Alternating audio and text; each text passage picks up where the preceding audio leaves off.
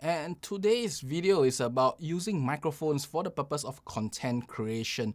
And today's microphone will be the Shures SM7b versus the MKH416 by Sennheiser. I'm Richard, welcome to ZachPre Productions, and today we'll be looking at two different microphones. The dynamic microphone, the Shures SM7b, a very iconic microphone in YouTube space, and then of course the Sennheiser MKH416, which is the almost industry standard for filmmaking, but you can also see many YouTubers and voiceover artists using the microphone above. Now, the purpose of this video is really for me to understand which sounds better, of course, and secondly, just think through what are the pros and cons of using this versus that. And straight away, I think you can see one of the biggest pros of the mic is that this guy is next to my face. I need to speak close to it, if not it doesn't sound good. And then the shotgun mic above me doesn't need to be in my space. In fact, it's about 6 inches from me now. And if I was to lower my camera frame a little bit, it'll probably be out of frame. So as such, there is firstly, nothing impeding me in front, and secondly, a bit more freedom to move around. So, I mean, this is the biggest first advantage that I see straight away when you use both mics together. But before we go more in depth into comparison between both of them and also alternating the audio, by the way, you will see the mic that I'm speaking to next in the bottom left hand corner, so you can actually listen to how the mics sound like. Currently, I'm placing the MKH416 like a shotgun mic, so it is supposedly out of frame, and then the Shures SM7b next to my mouth. But if this was, I would say as a proper comparison, this should be also in front of me. I will do that later in the second part of this video, where I will actually lift it down and then treat it like a voiceover mic. But for now, this is how it's placed, just to show you a real life example of what it will be like and how it will sound for the purpose of YouTube videos or generally content creations or streaming or playing games. Now, before I start, this is the recorder I'm using for both of these mics today. This is the sound device, MixPre 3 version 2, and I'm running it to record. And the reason why I'm doing that is because both of these mics are actually quite, I would say, as requires quite a lot of pre-amplification to actually make them sound good. The Shures SM7b requires about 58 gain, while the mic above, the Sennheiser 416, requires about 50 gain. Based on the levels here, I'm thinking that I'll probably have to push another 1 to 2 dB in post-processing. And that is the difference, about 10 dB difference between this requirement and that requirement, assuming proper placement between them. But that's also because this is a dynamic mic, which has no phantom power requirement, and this guy requires phantom power, which kind of gives it a little bit of amplification advantage.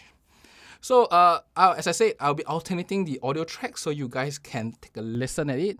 But if not, I'll be just comparing what I think is the pros and cons between both of these mics. So now we'll talk about the pros and cons of both of this system, I would say mic system, right? For the shotgun mic, of course, the first pro is that it doesn't impede your movement. The SM7b, has to be in the frame. And the second pro, straight away, you also can say is that I have to be really close to the SM7b to sound good. While for the MKH416, I do have a little bit more freedom, such as going backward a little bit, going sideways a little bit, and going sideways a little bit. Now, you can probably hear that the SM7b sounds terrible if I move sideways like that. I mean, it will probably sound really, really bad. But for the MKH416, yeah, it will not sound that great because, its pattern is quite focused. I mean, it's a hypercardioid. So the SM7b will sound totally terrible if you speak like this, but the MKH416 will still pick a decent amount of sound. So that is the second advantage, of course, of using a shotgun mic, MKH416 versus SM7b. And then we go further. So one of the things that normally streamers do especially is typing on the keyboard.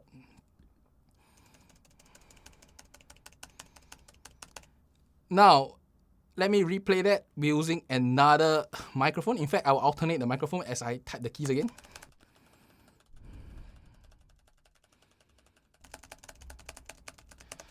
Now, without even listening, by the way, I have not listened to the comparison between both of these mics. Without listening, just looking at the meter on my recorder here, I can see that the shotgun mic is picking significant amount of keyboard sound, while the SM7b is rejecting most of the sound. But that's also because of the first disadvantage, which is close to the mouth. But when it comes to such situation where you can keep your head still and then you are typing or playing games, and then having to move your hands around, the advantage is that the SM7b do not pick up sound around it, while the shotgun mics, regardless of what brand, the MKH416 will pick up such sound. Now, for the purpose of review, you will not be probably typing like this, but what happens is that you'll be fidgeting stuff. So if you fidget stuff,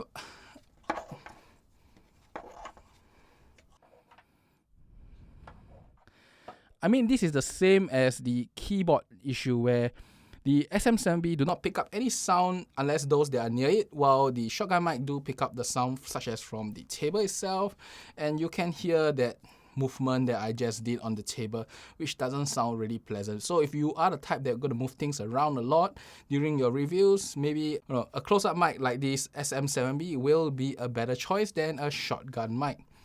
So I think so far you have already heard the audio quality between the SM7b and of course the MKH416. Just to note, the price wise, this guy is 500 plus Sing dollars and this guy is about 1,003 U Sing dollars. So it's about more than twice the price of an SM7b. So really, you can have a very good sounding mic without paying so much like the SM7b here compared to the MKH416, which is quite pricey. But now, let me take a break. Let me listen to the sound really. Then what I will do after that is that I will put this in a voice-over position, and then we compare it as a very close-up mic. Because the advantage of a shotgun mic is not only can it be used out of screen, it can also be used like the SM7b, putting close to your mouth. And then let's take a look again whether the advantages, disadvantages are probably the same. I do not know, and let's take a look at it in a few seconds time. Welcome back to the second part of this review where I treat my shotgun mic like a dynamic mic, putting it next to my mouth. Now the thing is that a lot of voiceover artists are using this mode of creating content using a shotgun mic really close to the mouth for the sound effect. I don't really know how it sounds like versus the SM7b, so this is a brand new experience for me. I will probably talk about it at the end of the video here. Now, putting your mic really close to your mouth, as I said, has the advantage of, removing sound from the environment. But because this guy is a shotgun mic, it has an interference tube, so I'm not really sure how it will actually affect the sound itself. But straight off from the meter, I can tell that they are about the same volume now. It depends on how I move my mouth. I think this guy is quite sensitive to my head movement up and down, so I try to keep my head straight for this review here. So there are a few things that I want to test, same as just now. Let me tap on my table.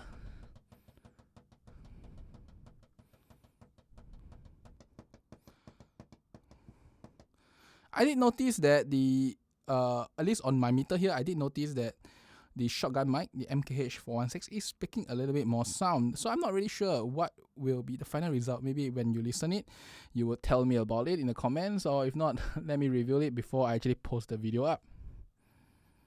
And then let me try with this time the keyboard typing.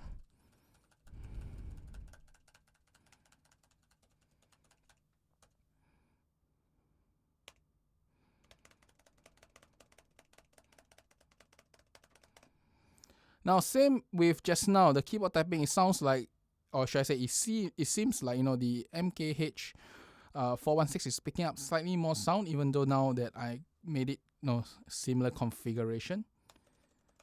Yep, it looks like it's still picking up more sound. So I'm not really sure which one actually, prevents more sound reaching the microphone. I do hope that both are about the same, which means that, you probably can interchangeably use the shotgun mic. Now, the shotgun mic, as you can see, is a really long mic. And if you ask me, the advantage just now where we say it's out of the frame no longer exists. In fact, it's now impeding my vision more than my SM7b because its profile is so much longer. But there are short shotgun mics such as the 8060 or the DPA4017. Those are really, really expensive.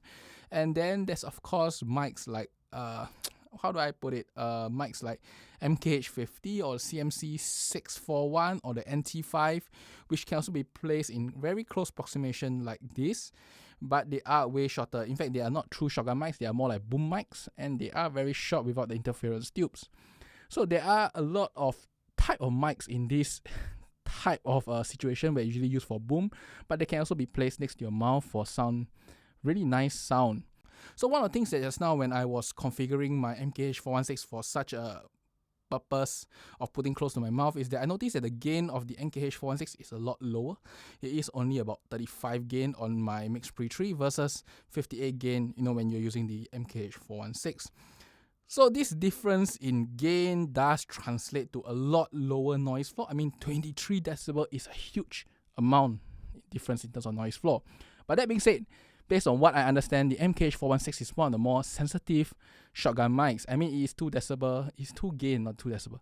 2 gain more sensitive than, say, the DPA 4017B. It is 9 gain more sensitive than, say, the NTG4 Plus. I think the only few mics that are more sensitive than the MKH416 is like the NTG5 and the 8060s, which are very sensitive in nature.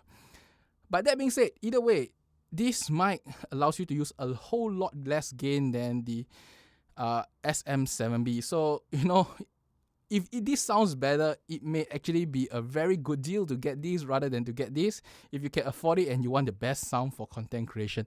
But I don't think needing the best sound for content creation is that important. So it's really up to you. I mean, just hear what I said so far and think about it, which is a better one. Now, there is a few more things that I'll try, and that is if I was to sit back 1 inch, then of 1 feet, and then 2 feet. Let's hear how the mic sound like. This is about 1 to 2 inch away. This is 1 to 2 inch away. This is 1 to 2 inch away. This is 1 to 2 inch away. This is about 1 feet away. This is about 1 feet away. This is about 1 feet away. This is about 1 feet away. Now, I'm not going to try further than that because I noticed that one of my mic points up and the other mic points down. And if I was to go 2 feet, I think the direction will be totally off, and I think the sound will sound weird and terrible. Now, one thing to note is that the SM7b, when you are in close proximity, is a bit more forgiving. So you can probably speak like this, and you can still get a good sound, right? But for a shotgun mic, when you shift to the side, I'm not really sure. But does it change? I think it does change, right? 45 degrees, does it change? I'm not too sure. Maybe when I listen to it, I will give you guys a conclusion on this. Hopefully, you guys have a good understanding, or should I say a good sound experience between the SM7b and the shotgun mic Sennheiser 416. And maybe, for your own content creation or for your gaming, whatever, determine which is a better mic for your choice. Personally, I'd say that if you need a clear table, clear frontal, with nothing blocking you type of reviewer, type of style YouTube video, you probably want a shotgun mic. And if you don't mind something in your face, you are doing podcasting, you are doing streaming, playing games, maybe the SM7b is better. So actually, I wanted to end this video with you guys actually listening to the audio and make a decision yourself. But when I was making the video just now and reviewing it, I did notice there was a distinct difference. And mainly is that when I put my mouth close to the edge of both of these mics, the SM7b had a lot of bass response, while I'll say as the Sennheiser MKH416 had a very nice clear sound, like really, really crisp clear sound. I mean, partially maybe because of the treble boost in the MKH416, maybe it's that, but I'm not too sure which is it really it. But the MKH416 was really clean and clear, while the Shures SM7b had a very warm, broadcasty sound, if you want to say. I thought the MKH416 would have the same effect when I was putting my mouth close to it. And there's one more thing I want to try out before we end this thing, because I did notice that the SM7b occasionally will have a pop sound, but I never noticed that throughout the entire time I was reviewing my video just now. So let me add one last test before we end this whole test itself, which is Peter Piper pick a pack of pickled peppers. Peter Piper pick a pack of pickled peppers. Peter Piper pick a pack of pickled peppers.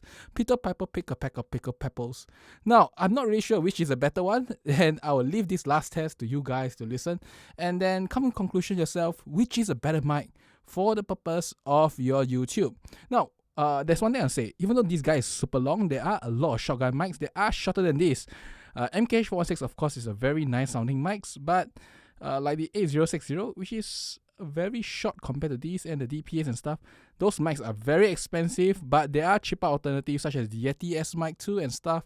I'm not too sure. After today's test, in fact, I'm really interested to try out those mics as a close-up voice-over mic, like for content creation, and use it like the SM7b, because the SM7b is actually really huge, while those mics are really tiny. So maybe they will block less profile, has a more resistance to pop, maybe some better too, crispier sound. Okay, that's about it for today. I hope you enjoyed this, and I will see you next time. Bye bye. I don't think you can see my face now, but bye bye.